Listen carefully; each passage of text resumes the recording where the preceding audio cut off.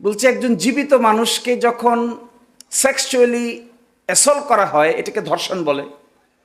একটা মৃত লাশের সাথে যদি কেউ সেক্সুয়াল অ্যাক্টিভিটি করতে চায় এটা কোন অপরাধ? কিভাবে একটা স্টোরি বলে, কোর্টে একটা স্টোরি কিভাবে বলে, this is an art. If you can tell your story তাহলে জাজ উইল পে অ্যাটেনশন। স্টোরি বলতে না পারলে অ্যাটেনশন, সবার কথা তো মনোযোগ দিয়ে শুনে না, শুনে সবার কথা মনোযোগ দিয়ে। Story telling is an art. একই কথা, একই ঘটনা তিনজনে বললে তিন রকম শোনা যায়, ঘটনা কিন্তু একটাই। আমার মনে আছে খন্দকার মাহবুব হোসেন সাহেব, মাদক সম্রাট আমিন হুদা নামে একটা লোক ছিল, ওনার 32 বছরের সাজা হয়েছিল। তো উনি এই মামলার আইনজীবী, রোকনউদ্দিন মাহমুদ, খন্দকার মাহবুব হোসেন, আর আমি হলাম খন্দকার মাহবুব হোসেনের জুনিয়র, জুগাইল্লা জুনিয়র। আর ওই পাশে হলো অ্যাটর্নি জেনারেল।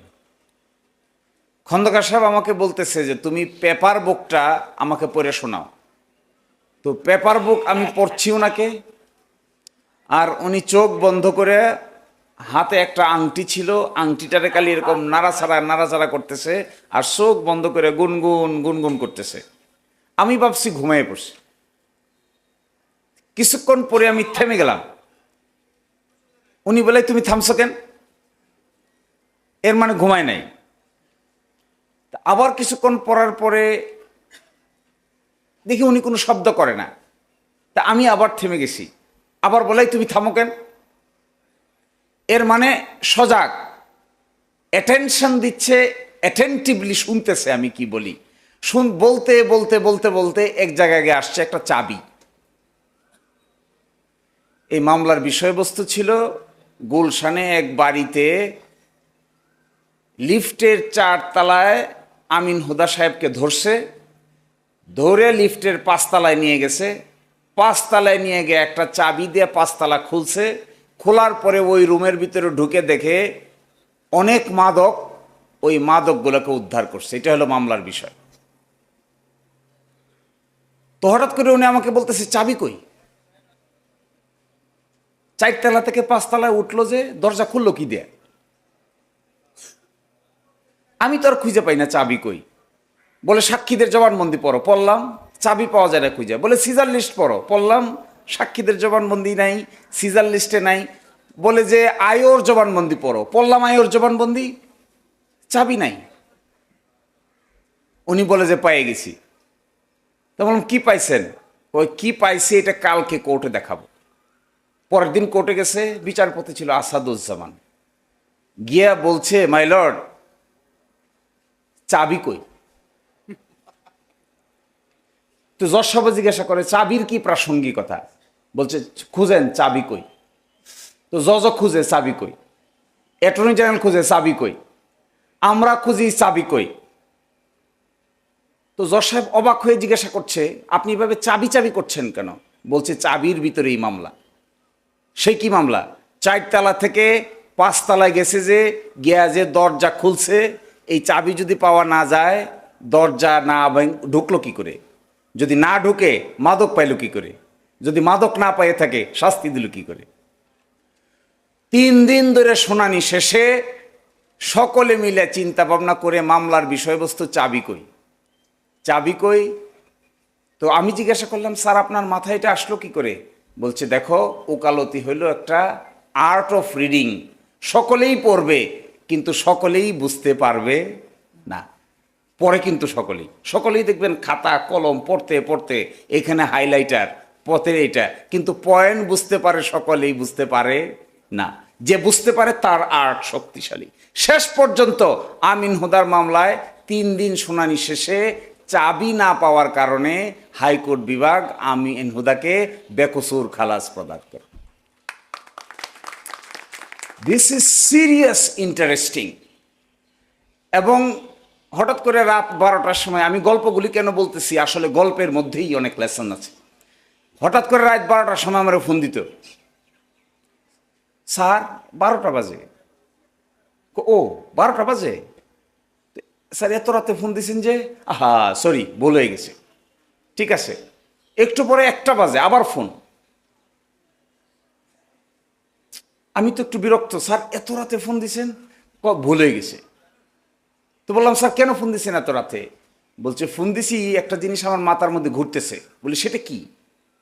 বলছে একজন জীবিত মানুষকে যখন সেক্সুয়ালি অ্যাসল্ট করা হয়, এটাকে ধর্ষণ বলে।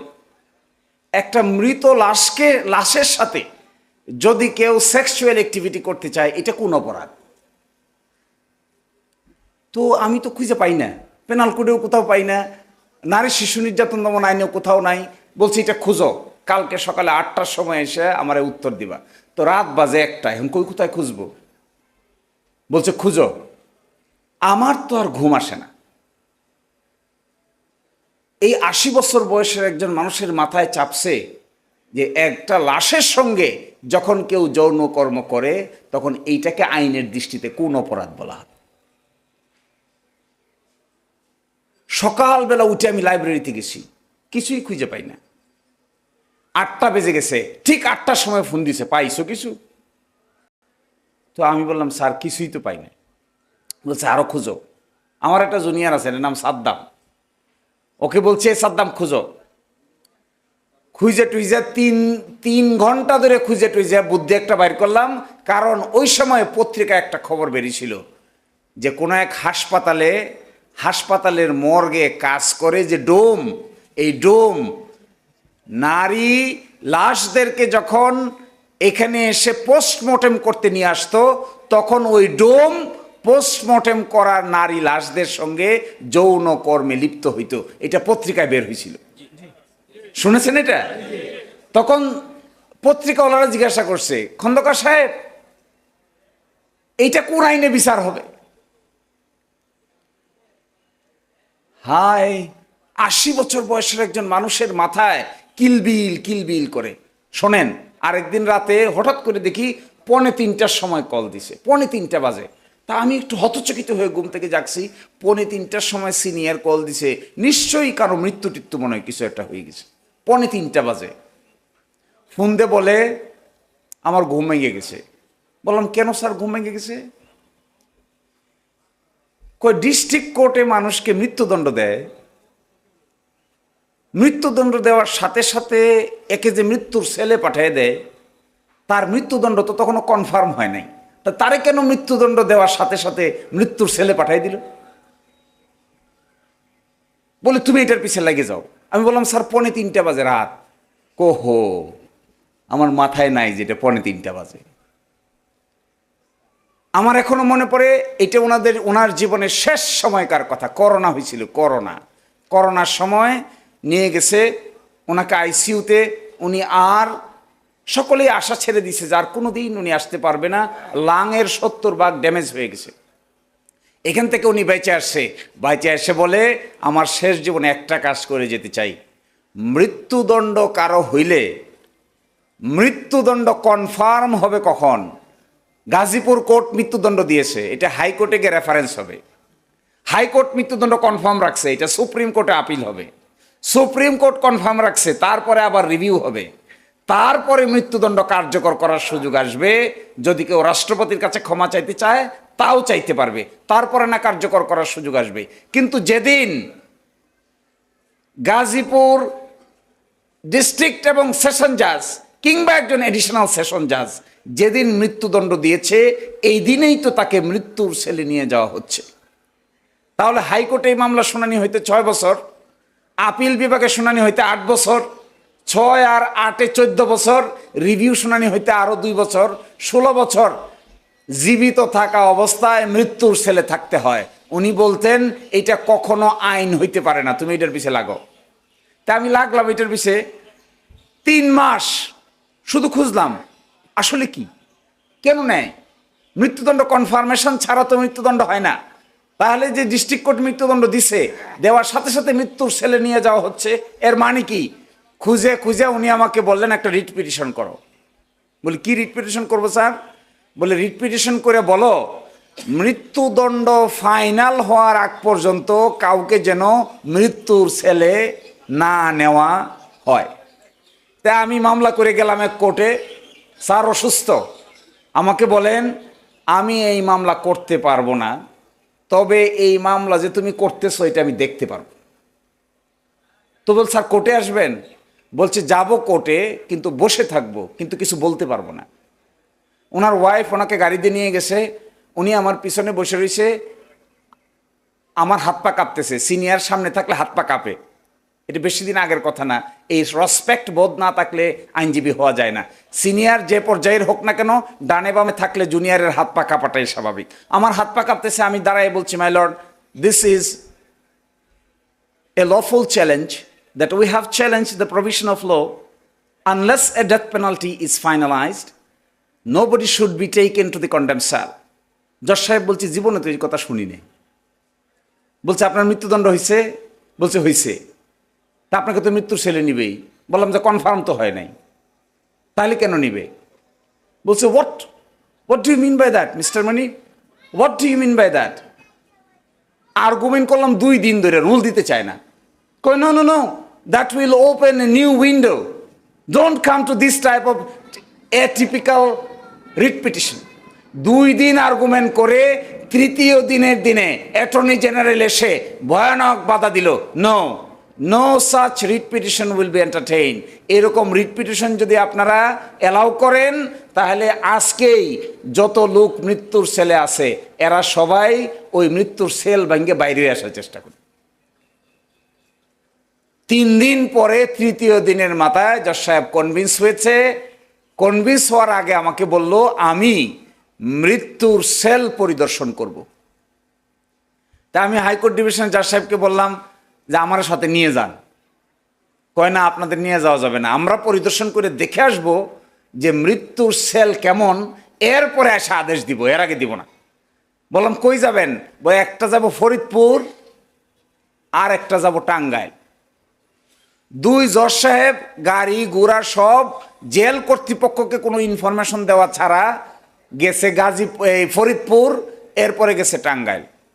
ফরিদপুরে গিয়া দেখে মৃত্যুর সেলে যেখানে রাখে এটা পুরনো আমলের জেলের মডেল, ভাঙ্গে ভাঙ্গে পড়তেছে।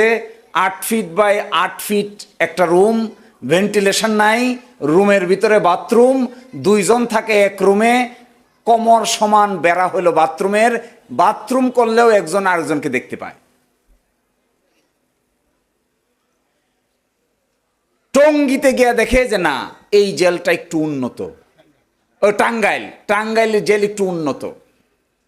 তারপরে গেছে কেরানীগঞ্জের জেল আরেকটু উন্নত, এটা আরেকটু সিস্টেম ভালো। এসে জজ সাহেবরা আমাকে বলেন আসেন এবার আমরা আদেশ দিব। অ্যাটর্নি জেনারেল কত বাধা দিল, একেবারেই মানলো না। শেষ পর্যন্ত আদেশ দিল হাইকোর্ট, মৃত্যুর সেলে মৃত্যুদণ্ড চূড়ান্ত হওয়ার আগে কাউকে নেওয়া যাবে না। এইটা সুপ্রিম কোর্টে গেল, চেম্বার জজ স্টে দিল, ফুল কোর্টে শুনানির জন্য আছে, আজকেও ছিল।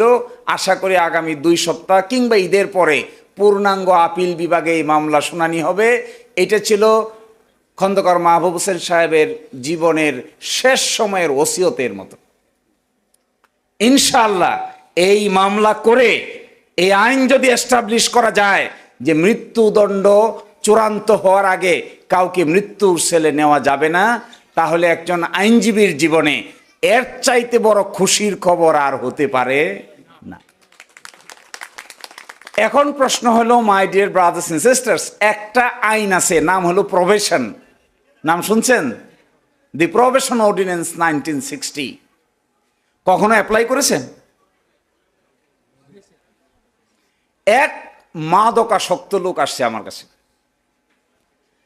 নিম্ন আদালত 5 বছরের সাজা দিছে, তার কাছে মাদক পাইছে, সে এসে আপিল করছে, আপিল করে বেল পাইছে, ওই আপিলটা শুনানির জন্য আসছে। আমি গিয়া লোকটারে জিজ্ঞাসা করলাম আপনি কি মাদক পাইছে আপনার কাছে? কয় হ স্যার পাইছে। এখন আমার ওকালতি কি? এখন তো আমার 12টা বাজে গেছে গা। এখন আমি কি কইতাম?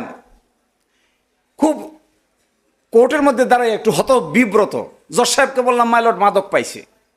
কয় তাইলে আপনার সাজা 5 বছর বহাল থাকবে। তো এটাকে মাইনে নেওয়া যাচ্ছে না। বললাম লোকটা ভালো, কেন জেলে পাঠাবেন?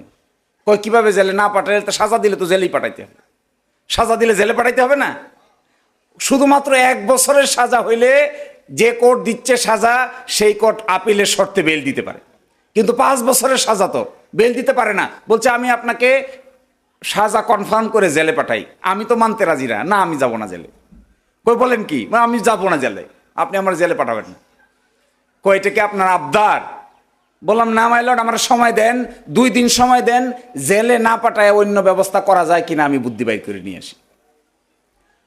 2 দিন পরে খুঁজে খুঁজে বাইর করলাম, জেলে না পাঠাইয়াও একটা প্রবেশন অর্ডিন্যান্স নামে একটা অর্ডিন্যান্স আছে, যেটা ঘরের ভিতরে থেকে সাজা খাটা যায়। তো উনি আমাকে বলে, আমি গিয়ে 2 দিন পরে কিনে আসছেন, আপনি দেখবেন এটা ডিএলআর এর রিপোর্টেড কেস। জজ সাহেব হইল জাফর সাহেব, মিস্টার জাস্টিস জাফর। কেউ যদি পড়ার সুযোগ পায় আমি রেফারেন্সটা দিব না, পড়বেন। ডিএলআর এর রিপোর্টেড, সম্ভবত 73 ডিএলআর এর রিপোর্টেড। তো আমি গিয়ে ওনাকে বললাম যে আমাকে আপনি বাড়িতে রেখে সাজা দেন। কইটা কি করে সম্ভব? বলো আইন নিয়ে আসছি। কোথাকার আইন? বলে এই দেখেন প্রবেশন অর্ডিন্যান্স, দেখেন। প্রবেশন অর্ডিন্যান্স পড়লো, ভারতীয় 4-5টা ডিসিশন দেখাইলাম, পাকিস্তান সুপ্রিম কোর্টের 2টা ডিসিশন দেখাইলাম। দেখানোর পরে একটু জিম ধরে গেছে, কি এটা? বলে এইভাবে একটা ব্যবস্থা করে দেন। বলছে না না না, আমাদের দেশে হইচই পড়ে যাবে এগুলো করলে। তো বলে আমি আপনার এইভাবে দিতে পারবো না, আপনি দেখবেন গাজীপুরে প্রবেশন অফিসার নামে একটা অফিসার আছে, পাইছেন?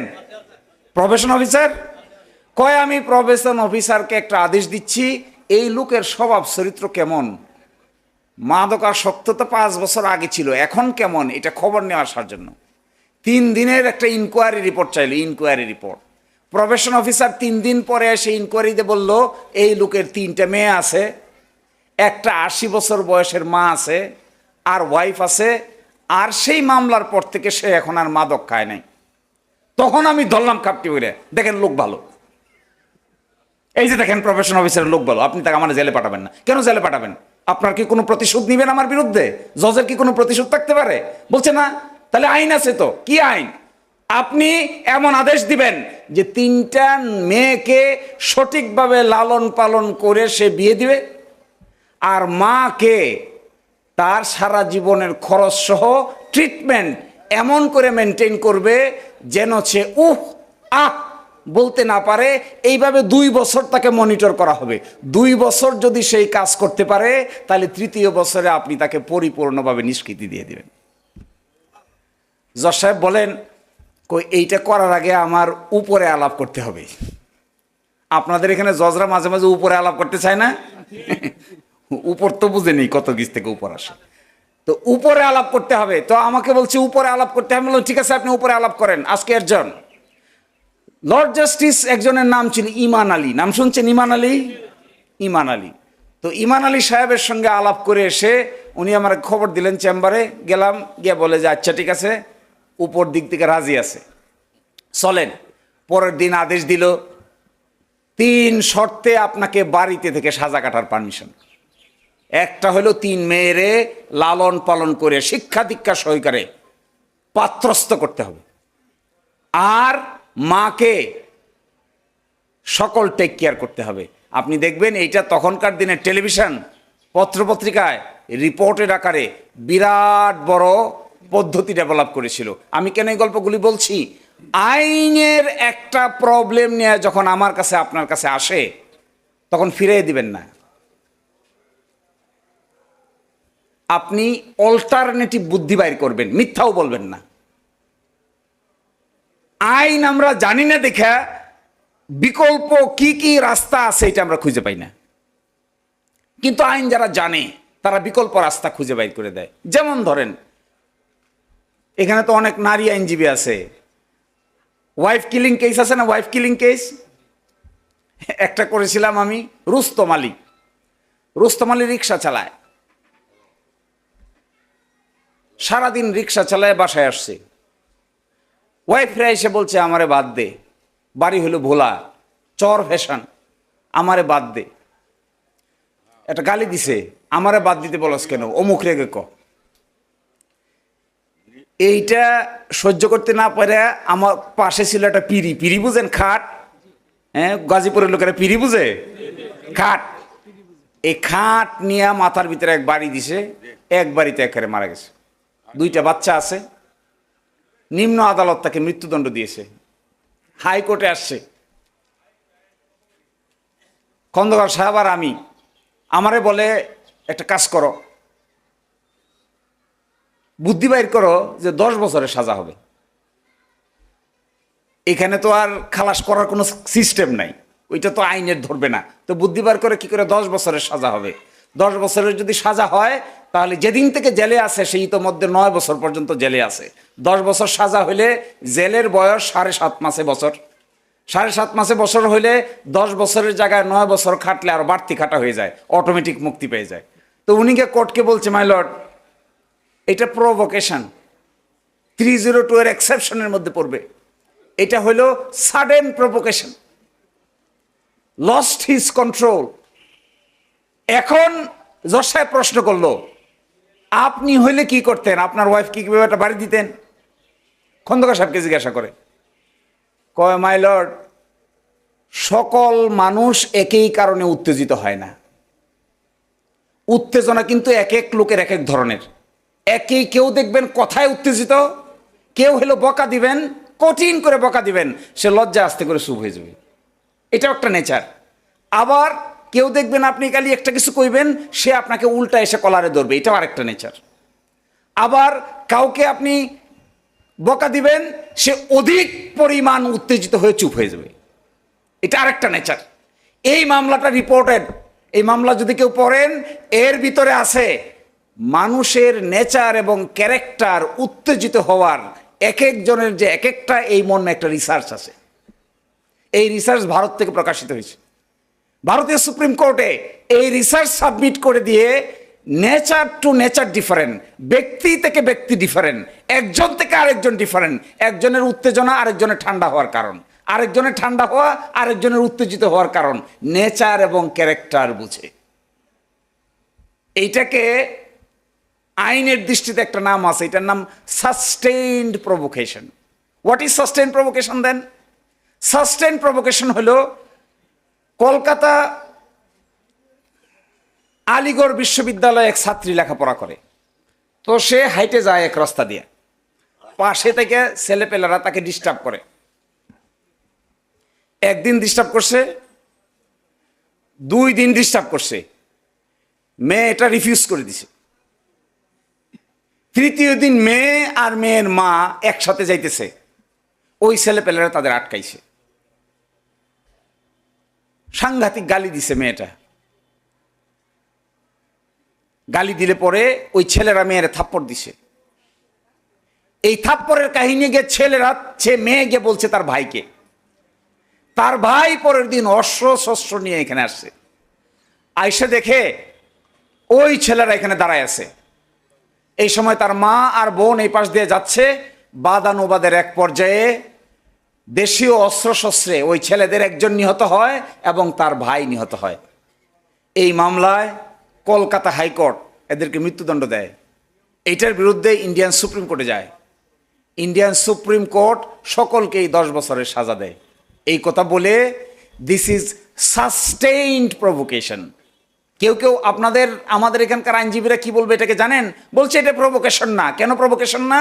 কারণ আগের দিন মারামারি হয়েছে, বাড়িতে গেছে, প্রস্তুতি নিছে, অস্ত্র শস্ত্র জোগাড় করছে, পরের দিন আসছে, সুতরাং এইটা প্রভোকেশনের মধ্যে পড়বে না। এটা হলো অর্ডিনারি চিন্তা ভাবনার ফল। কিন্তু ইন্ডিয়ান সুপ্রিম কোর্ট বলছে there is another concept, it is called sustained provocation, a provocation which sustains a couple of longer period of time. হ্যাঁ, আগের দিন হয়েছে, বাড়িতে গিয়েছে, অস্ত্রশস্ত্র জোগাড় করেছে, বোনের প্রতি এই যে অন্যায় করা হয়েছে এইটার জবাব দেওয়ার জন্য করেছে। করে পরের দিনে সেই ঝামেলাটা লাগানোর পরে 2 জন মৃত্যুবরণ করেছে। 2 পক্ষের আসামিদেরকেই 10 বছর পর্যন্ত সাজা দেওয়া হয়েছে। আমাদের দেশে রিভিউ পিটিশনের উপরে কিছু নাই।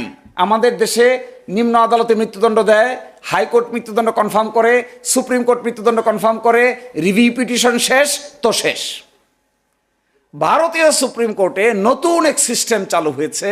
এটা হলো রিভিউয়ের পরে আরেকটা স্টেজ আছে, এটার নাম হলো কিউরেটিভ পিটিশন।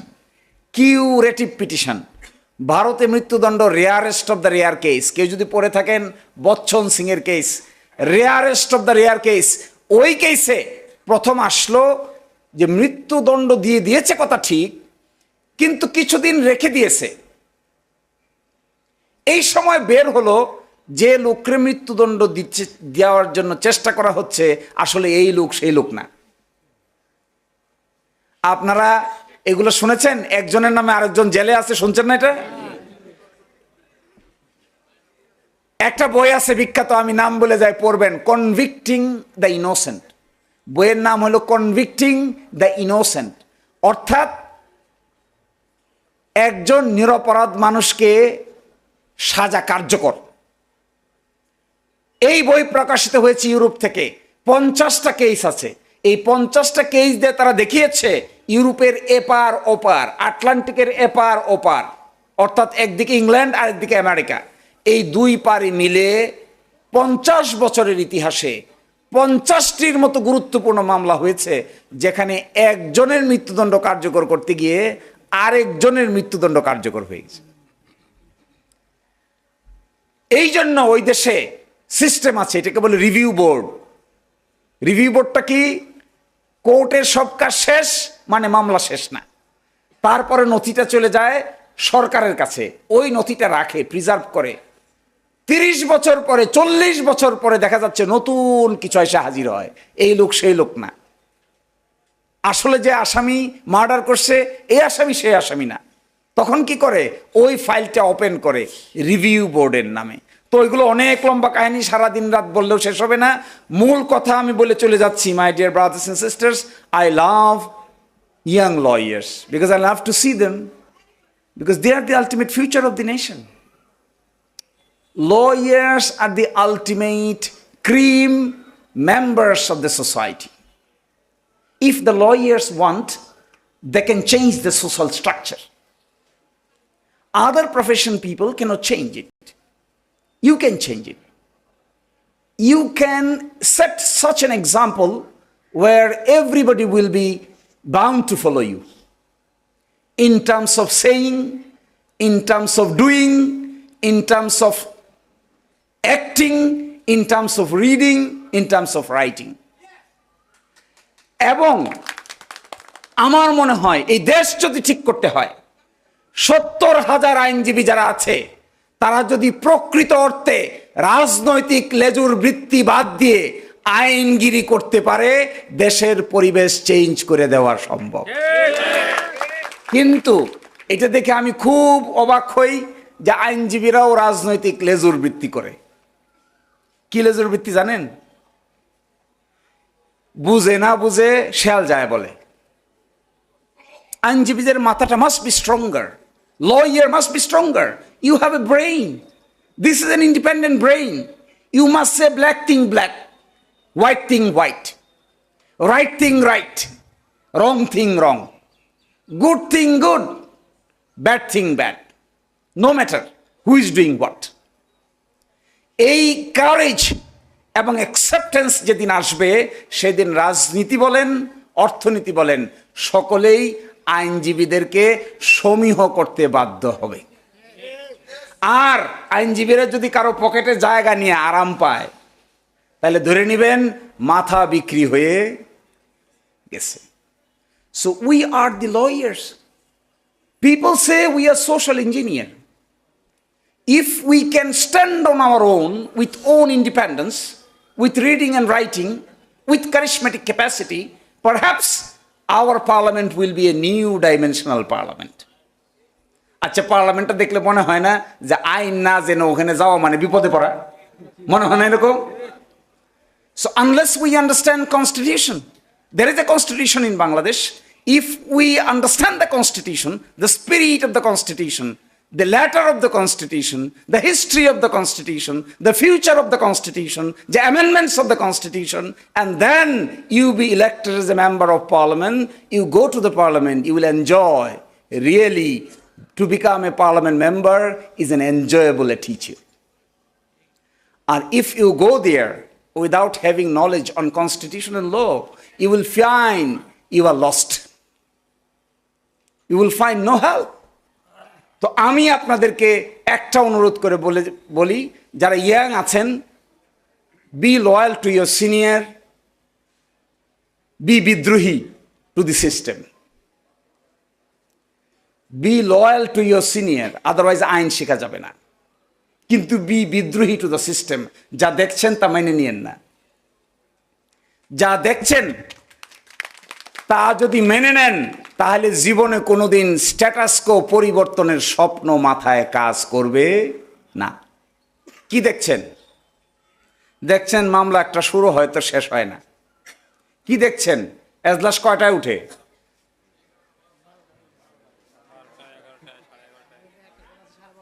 আর আইনজীবী যদি শক্তিশালী হন, আইন কানুন জানেন, সিভিল হোক ক্রিমিনাল হোক, আইন যদি গভীর জ্ঞান থাকে, আমার বিবেচনায় কোর্ট কাছারিতে যারা জজিয়তি করেন তারাও আপনাকে সমীহ করতে বাধ্য হবেন।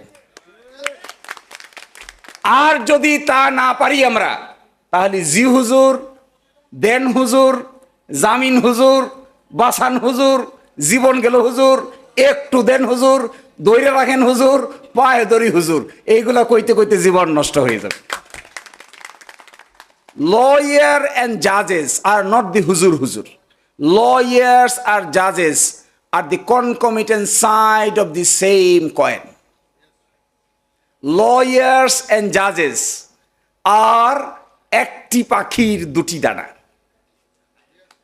উকিল ছাড়া বিচার করা যাবে না, জজ ছাড়াও বিচার চলবে না। তা আমি মাঝে মাঝে বলি মাই লর্ড, হাইকোর্টের জজদেরকে, যে আপনি ওখানে বসছেন আর আমি আপনার সামনে দাঁড়াই আছি, আপনারা আমার মধ্যে পার্থক্য কি? What is the difference between you and me? You are the judge and I am your officer. I am the lawyer. I am helping you.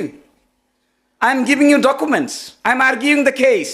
I am giving you facts and circumstances. I am showing you the laws based on which you will conclude. আমি যদি আইন না দেখাই আপনি কি করবেন? আমি যদি নতুন রিসার্চ না করি আপনার জাজমেন্ট কিভাবে দিবেন? আমি যদি সাবমিট না করি আপনি কই যাবেন? আমি যদি জেরা না করি আপনি কিভাবে কি করবেন? আমি জেরা যদি সঠিকভাবে করতে না পারি সত্য কিভাবে উদ্ঘাটিত হবে? নো, দেয়ারফর আমি বলি, যারা ইয়াং ব্রাদার্স এন্ড সিস্টার্স আছেন, প্রথম 5 বছর সূর্যোদয় সূর্যাস্ত দেখার কোনো দরকার নাই। সত্যিকার আইনজীবী হতে গেলে 5 বছর গভীরভাবে ফেসবুকে সময় না দিয়ে গভীর মাটির নিচে ঢুকতে পারলে 5 বছর পরে একটা প্রকাণ্ড গাছ হিসেবে ডেভেলপ করবেন। আর শুরুর দিনেই যদি টাকা চান, শুরুর দিনেই যদি যশ খ্যাতি চান আর প্রতিপত্তি চান, কিছু টাকাও পাবেন, কিছু যশ খ্যাতিও পাবেন, কিছু নামদামও হবে, কিন্তু এইটাই এখানকার সর্বশেষ অর্জন হয়ে যাবে। আর যদি টাকার বস্তা দেখতে চান, তাহলে শুরুতে কিছুদিন না খেয়ে থাকতে হবে।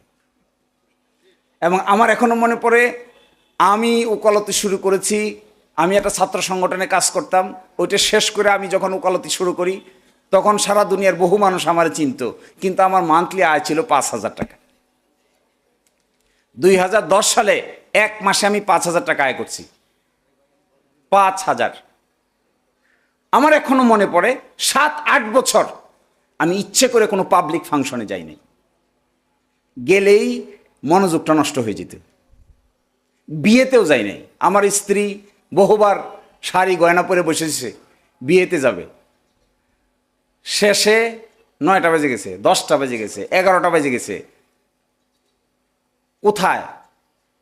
তো বললাম আজকে দয়া করে মাফ করে দাও। প্রথম প্রতিবাদ করতো, শেষের দিকে বুঝে গেছে এই ব্যাটারে বললেও আর লাভ নেই। আপনি যদি একটা সময় জীবনকে গভীরভাবে বোঝার জন্য সবকিছু থেকে বিরত থাকতে না পারেন, তাহলে পরবর্তী জীবনে ভালো আইনজীবী হওয়ার কোনো সম্ভাবনা নাই। সব কিছুতেই তাল দিলে বেশি কিছু করা যায় না, সব কিছুতে তাল দিতে হয় না, দরকার নাই। So my dear brothers and sisters, I am very sorry that I am taking much time.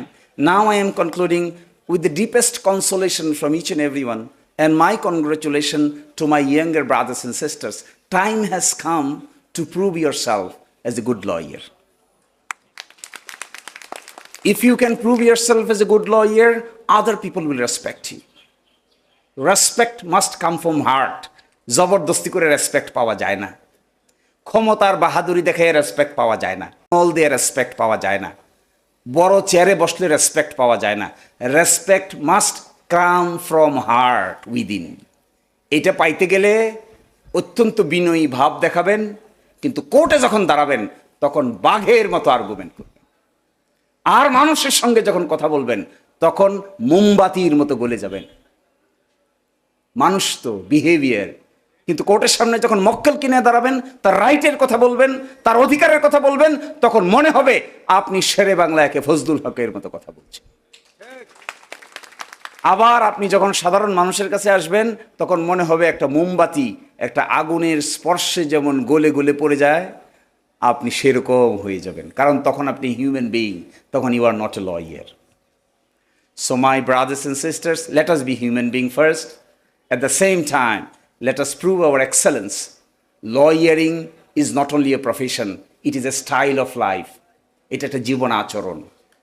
এই জীবন আচরণটা সকলে মেনে নিতে পারে না, যারা স্যাক্রিফাইস করে তারা বড় হয়। আমাদের সিনহা বাবু ছিলেন, চিফ জাস্টিস সিনহা, তিনি বলতেন প্রথম 5 বছর নো মানি। পরবর্তী 5 বছর উনি সাম বলতে পারতেন না, উনি বলতেন শাম। উনি বলতেন শাম মানি। এর পরের 5 বছর নো ওয়ার্ক, শুধু মানি। খন্দকার সাহেবকে আমি দেখছি কাছে থেকে, একটা মামলার শুধু টাইম নেওয়ার জন্য মানুষ 20-30 লক্ষ টাকা ফি দিত, কিন্তু সেই জন্য যে সাধনা, সেই সাধনা পর্যন্ত না করে আগে টাকা দেখলে কাজ হবে না। সাধনাটা দেখতে হবে, টাকা পিছন দিয়ে অটোমেটিক আসবে। আল্লাহ আমাদের সবাইকে বড় আইনজীবী এবং ভালো মানুষ হওয়ার তৌফিক দান করুন। আসসালামু আলাইকুম।